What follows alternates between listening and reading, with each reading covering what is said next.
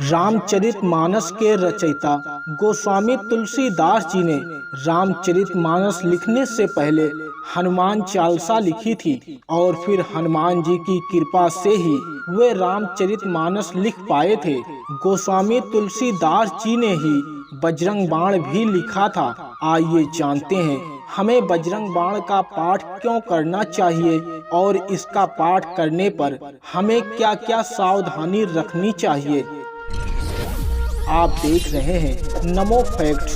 Video में आगे बढ़ने से पहले चैनल को सब्सक्राइब, लाइक और कमेंट में जय श्री राम जरूर लिखें। एक बार गोस्वामी तुलसीदास जी के ऊपर काशी में एक तांत्रिक ने मारण विद्या का प्रयोग किया था। उस समय गोस्वामी तुलसीदास जी के शरीर पर फोड़े निकल आए थे।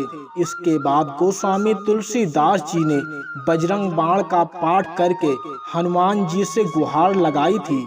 बजरंग बाण के पाठ करने से एक दिन में सारे फोड़े ठीक हो गए थे।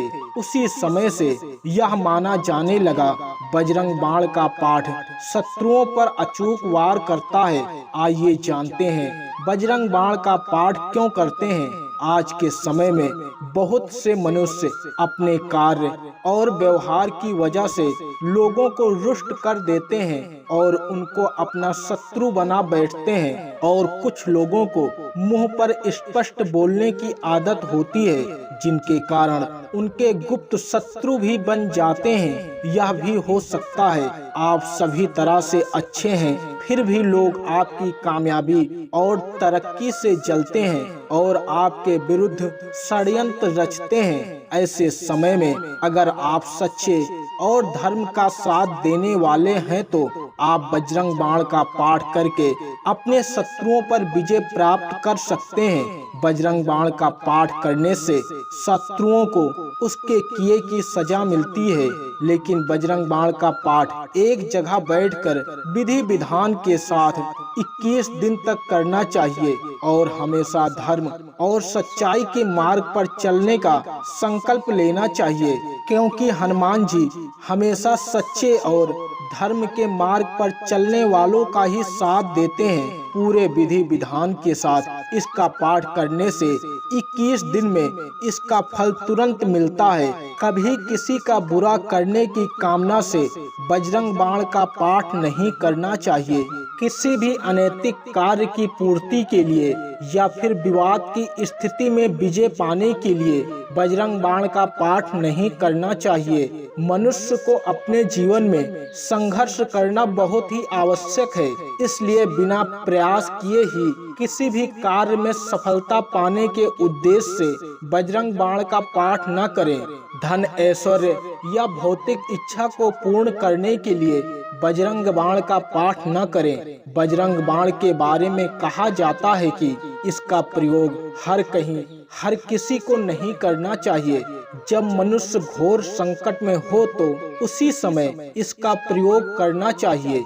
बजरंग बाण का प्रयोग करने के पूर्व इसे सिद्ध करना होता है। इसका प्रयोग करते समय सावधानी रखनी चाहिए, किसी भी प्रकार की त्रुटि नहीं होनी चाहिए। जितनी बार बजरंग बाण का संकल्प ले उतनी बार रुद्राक्ष की माला से जाप करें।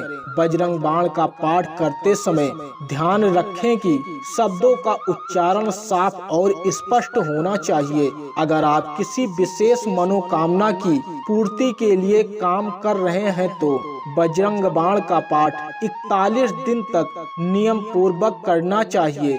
आपको जितने दिनों तक बजरंग बाण का पाठ करना है उतने दिन तक ब्रह्मचर्य का पालन करना चाहिए और किसी भी प्रकार का नशा, तामसिक चीजों को भूलकर भी सेवन नहीं करना चाहिए। बजरंग बाण का पाठ करने के लिए हनुमान जी के चित्र या मूर्ति के सामने बैठकर विधिवत पूजा अर्चना करने के बाद बजरंग बाण का पाठ करना चाहिए। बजरंग बाण का पाठ मंगलवार और शनिवार को ही करना चाहिए। बजरंग बाण का पाठ करने के पूर्व संकल्प अवश्य लें कि जब आपका कार्य पूर्ण होगा तो हनुमान जी के लिए नियमित कुछ भी करते रहेंगे। इसके अलावा भगवान श्री राम की स्तुति का पाठ करें और विधि विधान से पूजा पूर्ण होने के बाद भगवान श्री राम का ध्यान करें और कीर्तन करें। बजरंग बाण का पाठ करने से पहले घी का दीपक जलाएं, जिसमें 5 बत्तियां होनी चाहिए। इसी के साथ गूगल की सुगंध भी करनी चाहिए। हनुमान जी को चमेली का तेल, गुड़, चना, जनेऊ, पान का बीड़ा जरूर अर्पित करें। चूरमा, लड्डू और अन्य मौसमी फल भी जरूर अर्पित करें।